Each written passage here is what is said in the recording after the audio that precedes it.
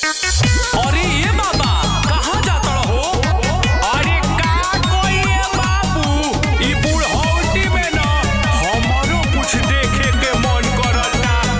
हौ रबिया बानो ओकरे प्रोग्राम आइल बा, ओहो में हम जातानी ये बाबू। नाचे खातिर आइल बाड़ू नाच स्टेज पर, नहीं तो गोली चली ढोढ़ी के प्लेट पर।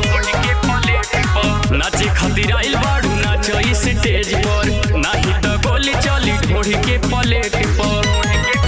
तोहर चढ़ल जवानी मालपुआ हो जाई। अरे भाई रे एहे यारी की सिटा वाली सुना। अरे बोला आज पूरा समियाना धुआं धुआं हो जाई। आज पूरा समियाना धुआं धुआं हो जाई। अरे तू का न कर देबा। हो जाई।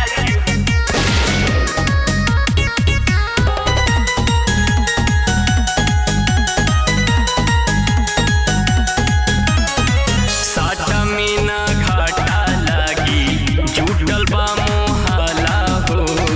तोहर नाच देखे खातिर भइल बाटे हाला हो। साटा मीना घाटा लागी जुटल बा मोहल्ला हो। तोहर नाच देखे खातिर भइल बाटे हाला हो। तोहर सगरी सामान पूरी पूरा हो जाई। अरे बाप रे बाप। एहे यार के सिटा वाली सुना। अरे बोलो ना आज पूरा समियाना धुआं धुआं हो जाई। आज पूरा समियाना धुआं धुआं हो जाई।